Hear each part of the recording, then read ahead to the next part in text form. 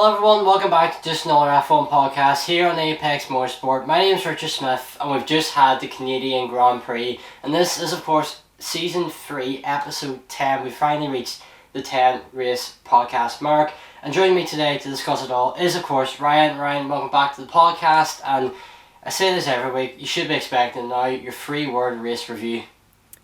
The race was sublime, fast, and unreliable.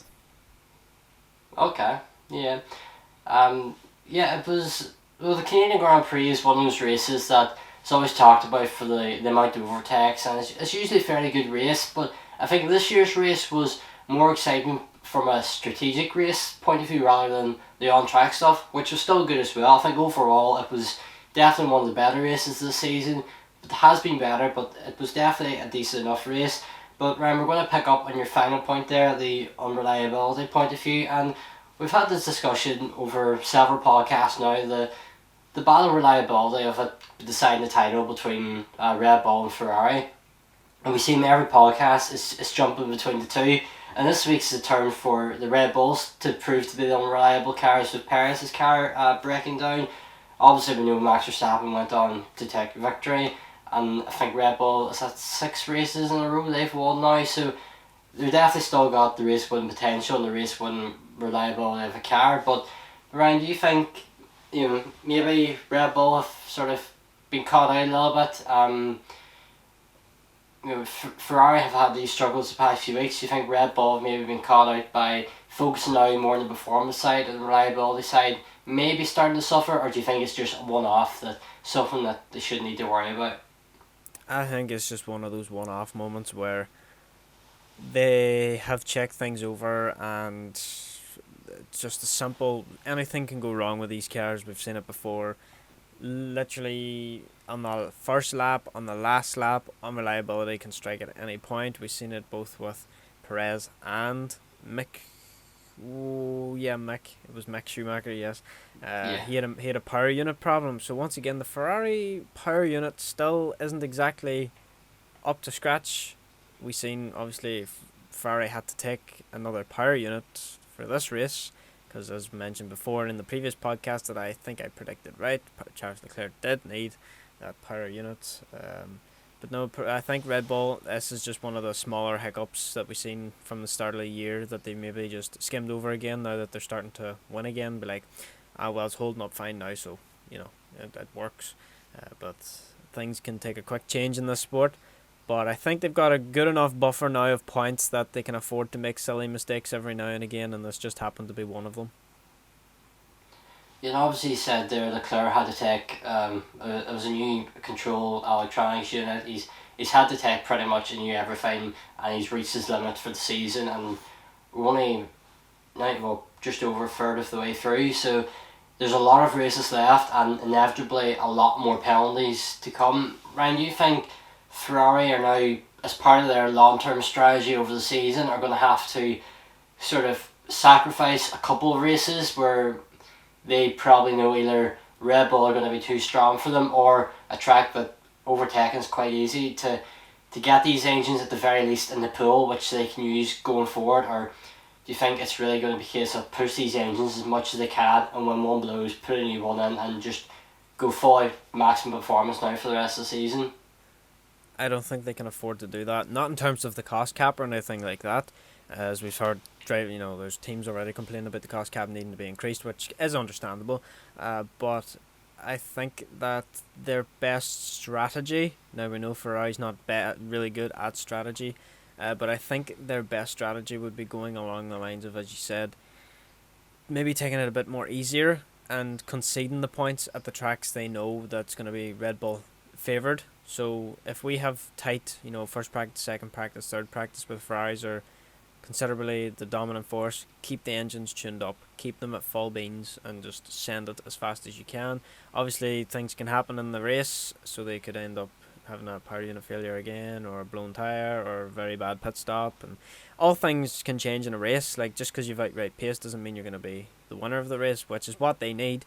So at times you would feel that they need to be keeping it in a midpoint where if they're quick and they know they can get past and they might get lucky with strategy in their favour, there's a good chance of keeping the power there helps, but it could also degrade the engine a lot quicker, which means they have to take more engines, which means that they have to start at the back of the grid more often. Is that something they want to give up in terms of track position for points? Just handing Red Bull the title, essentially, which they pretty much already have with their god-awful reliability just in general, but it's one of those points where Red Bull even could see it themselves. If they don't push every race and they don't bring the fight to Ferrari, then Ferrari's never going to differentiate between each track. So it's sort of fair ground whether they do or whether they don't, but in the end they're still going to have to take engines, I think. We could see Charles taking maybe 4. Well, maybe he could do a Bottas and take, what was it, 6 or 7 engines? 3 in like the space of 4 races? I don't know.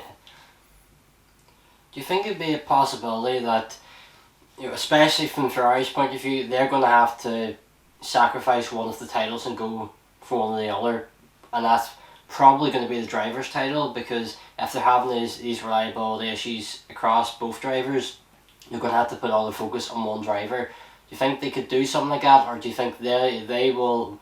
I don't think, well, it comes back to Ferrari probably didn't expect themselves to be in the real title fight going into the season. I think everyone thought it was going to be Red Bull and Mercedes again, with Ferrari and McLaren sort of there. It turns out that Ferrari are right up there.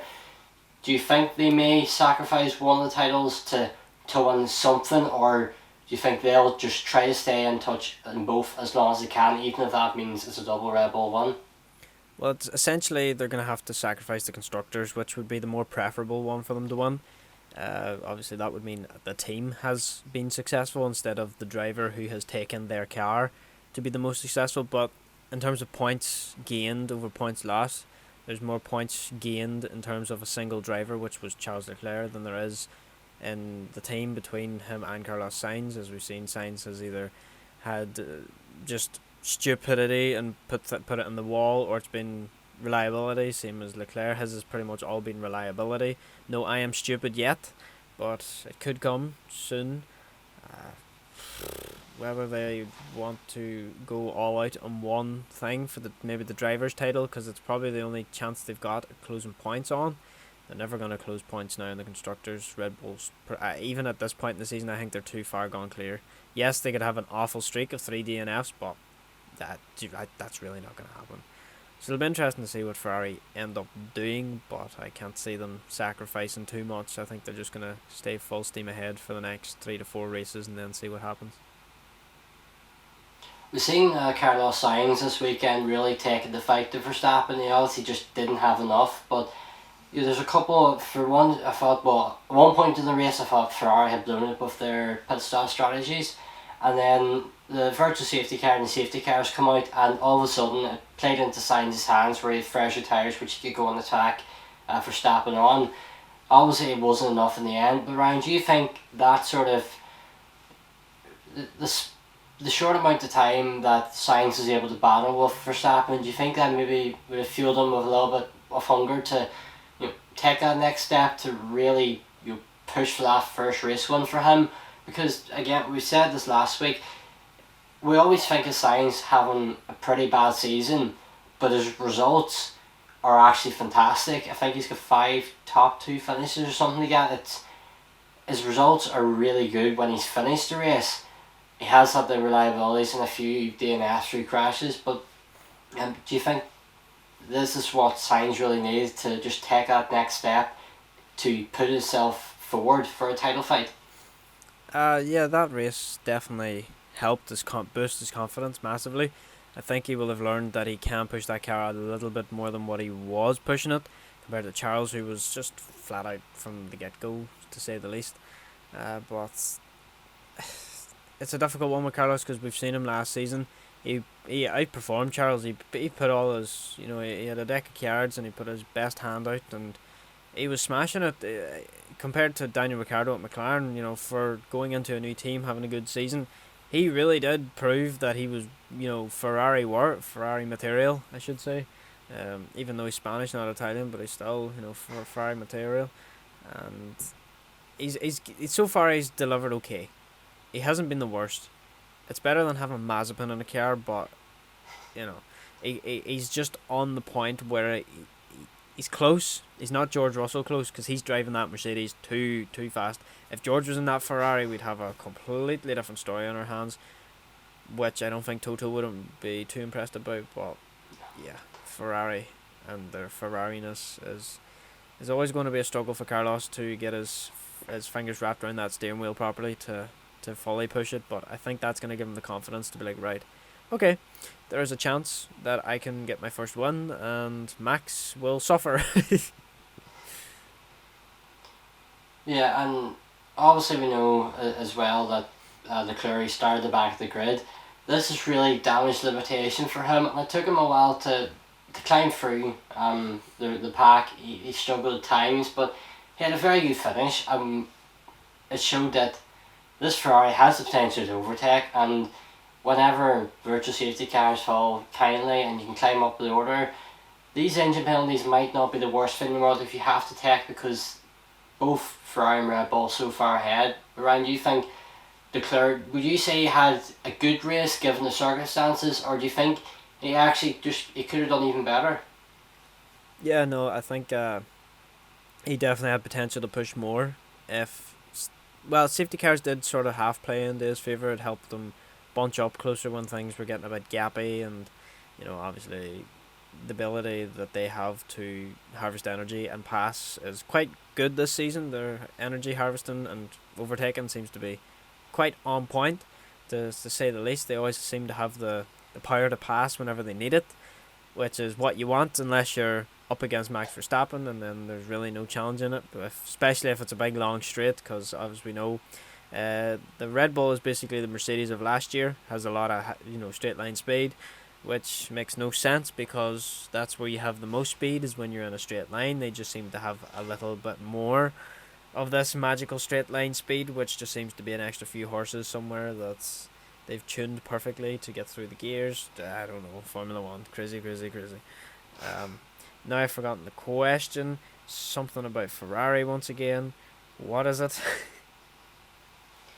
I mean, we get as well. No, in terms of like where Ferrari are with Leclerc, he's able to push his way through the pack quite easily as he did. I'll let you take on that point from there. Yes, you were talking about clawing his way back and taking the engine penalties. Yes. Damage limitation. If they can guarantee that, say on a track where, as we've seen, where they're really quick, is short of more street circuits or short circuit tracks where there's more corners than straights, and more, I suppose, chicanes and tight bends, because Ferrari seem to be always good in the low speed corners, and that's just been a theme. If they can get tracks like that and take new power units or new parts, it's gonna knock them down the grid, and they can claw that back right up into the podium spot, I'd go for it, because even if you can get into the podium and Max is on top, well, at least you've got decent points for the team. If not, the drivers' championship, or depending on who obviously takes it, but you just don't know what way it would fall. But no, if they can definitely claw their way back, as we've seen Charles do, very, very well done from Charles. Back of the grid to P6, P5, P6, P6, P6. Yeah, P6. I'm pretty sure. Yeah, five or six. It's one that I can't exactly remember nail in the head. Hamilton, then Russell, then I can't remember, but sure, whatever. Yeah, P5. Okay, Fifth place. Fifth. Yes, he got past Ocon. Yes, Ocon. Yes. Mhm. Ocon P6. Yes, makes sense now. Yeah. It was a good weekend for Mercedes as well, but I think the final sort of point we'll really look at today is Fernando Alonso. What an incredible qualifying session he had. I think he had some sort of engine problem during the race. I think I've read that somewhere, that meant he wasn't able to challenge, but he said he was going to push Verstappen into turn one and just didn't get the getaway. Ryan, just very briefly, just talk about Alonso's weekend. Alonso seemed to. He was quite strong in practice. They didn't look overly strong, but they even mentioned it themselves. They didn't feel like they were one of the top cars. They felt that the McLarens, Ferraris, blah blah blah blah blah. But practice means nothing. And then we come into qualifying. Qualifying was wet, and of course, as we all know, experience means more than being fast. You can be fast. You can be really fast. You can be a fast driver, but you have no talent on the wet. Whereas when there's experienced drivers such as Sebastian Vettel, Lewis Hamilton, Max Verstappen, Charles Leclerc, and then you go on. Yes, I know Charles hasn't had as many seasons, but he's still, I would class as experienced. And then you've Alonso. He's driven in all different series, rally, all that crack. I'm surprised I didn't see Bottas higher up now. That was, a bit surprising too. He's a rally man, especially in driving in snowy conditions. But Alonso had a really good qualifying. Managed to sit in the pit box, held up Esteban Ocon, sat in the pit box in Q3, I think it was. Yeah, Q3. Sat in the pit box and waited for the right timing to get put out onto the track so he could do his one warm-up lap and hit one flying lap, because that last flying lap was just in the nick of time to set the second fastest time. If he had set the fastest time, that would have been a real shock. An Alpine on the front of the grid. That would have probably changed the race too, because Fernando's not one for giving up places too easily, as we've seen. But yeah, Alonso, he's still got, they say you can't teach an old dog new tricks, but that old dog don't need new tricks when they work. Yeah, we'll move on to some predictions now, and you had a pretty decent weekend again, Ryan. You're slowly closing the gap up. It was 17 points to me, 13 points to you going into the race, and then we ended 20 points to me, 17 points for you, so I think you gained an extra point back there. But we'll start off with who you think is going to win the next race, which is Silverstone, and I'm going to be there, and I can't wait for it. Oh, you're going, lucky. Yeah. Who's going to be their British Grand Prix winner? I'm actually going to let you start this one, because I think I know who you're going to go for, but I'm going to let you start this. No, you know what? Because I have hope, I'm going to be very, very bold and go for Lewis Hamilton. I knew it. I knew it. I was going to say that too if you weren't going to say it. Yeah, there's a chance. There's always a chance. There's a chance, yes.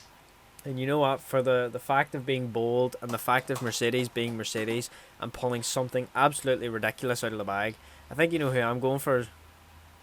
George Russell. I've already wrote that down. Yep. I was flicking between the two. I was just checking my predictions from last time just to see where these points went. Yeah, because it's Silverstone, I'm going to go for a Russell Norris podium as well.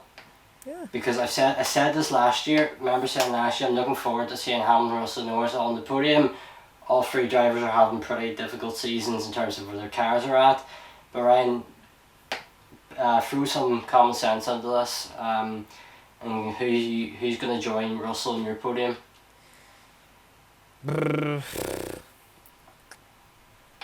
Once again, so I'm gonna do something stupid, aren't I? See, I'm using the fact that I'm not getting points, so you can take risks. Yeah, but this is your chance to close the gap effectively. Cause you've went Russell and then Norris, which you just went for the all British. I can't use that word, but the all British lockout. That's a better word. Yeah. See, my analogies, my analogies. It's like, well, Megas and Begas, that's a fast corner, and then you got that, and then, that's quick as well, but quickness, but it's also tight, which means Ferrari might have a bit more advantage, because they're good. They're not so, they're great at low speeds, but they're also good at high speed, fast, tight corners, but so is the Red Bull. The Red Bull has more straight line speed, has a higher top speed, and they can get in the straights. We see what happened last time in the straights. Max went into the wall, things happen, so... I'm just going to stick one Red Bull and one Ferrari, so I've got a mix of the top three. So my Red Bull is going to be Max. Okay. And for some weird reason, I think my Ferrari is going to be Sainz. Okay. Secretly, it's quite usual. Fastest lap, the usual, for me, Lando Norris. Yep. And then I will go... Okay, if you're throwing a point, no, I'll not throw a point yet. I'll do something else. Let's see. Fastest lap. I'll give it to Hamilton. If he doesn't get that, he's gonna go for the fastest lap. Okay, If he and doesn't win, safe, obviously. safety cars, you got that point correct last time, so Got 3. I'm going to go 2. And for our bonus point round, I'm going to say 1's caused by Schumacher at turn 1 at Abbey. Oh, you're being I very can see that. specific. We were just going off Yeah. drivers, but you can Yeah. feel extra special for getting it right. And the other one's going to be Stroll, pit lane exit.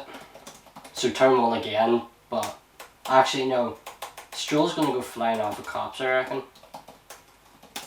So Ryan, how many safety cars do you think there's going to be at Silverstone this year?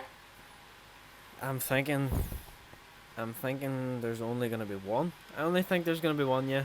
And it's going to be maggots and Beckett's, and it's going to be none other than the man himself, all the way from Japan, Yuki Tsunoda. Okay, well, Mike's and Beckett's, that would actually be, well, if he does crash in as long as it's safe, it'd be nice to see, because I'm sitting in the chapel, so I might be able to see that. If not in the big screen. Wildcard time, Ryan? Yes, I am prepared and ready to go, as always, between a number of 1 and 100, and my big driver's list is ready. Yep, you use the driver list, I use my brain, that's how this works. Yep. Okay, you ready? Yes. Okay, I click it once, I click it twice, I click it 3 times, and your number is 17, which was Jules Bianchi. Rest in pieces. Yes. If not, you can go 16 Charles, or you can go 18 Stroll. I'll go Stroll, because we don't usually do top drivers. Yes. Stroll, I've already said he's gonna crash out, didn't I? I think you just did, didn't you? Yeah, Stroll. Yeah, so... Well then that's sort of, I need another bold prediction. He's gonna qualify last. He just doesn't qualify at all. Yeah, he just parks the car across the road at their headquarters and he walks over the track and doesn't even bring the car with him. I'm sure he can just walk back to the factory. It's at Silverstone, isn't it? It's an impressive factory, that, to be fair. They're doing a lot of work there. You sent me photos in it last class. Yeah. Seems the Neo 333 Formula E team is open just down there. We didn't even realise that. I drove past it a couple of weeks ago. Just love being around Silverstone. It's great. If you've never been and you want to just look at garages of Formula 1 and Formula E teams, Silverstone's your place to be. It's fantastic. Just love it there. Ryan, your random number? Click it once. Oh, that's a high one. Click it twice. Click it 3 times. And number 5. Sebastian Vettel. Again, the teammates.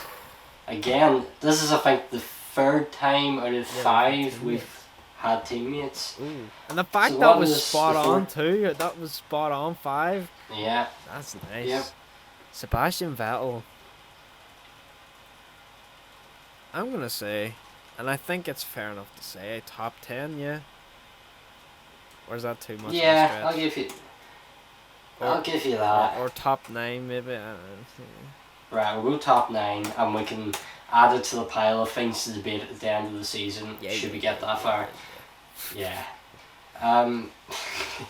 There's a list of about 20 points up for grabs. It's like bonus points. We might as well do the final double points round in Abu Dhabi while we're at it, like they used to do. Or we go half points. We'll see.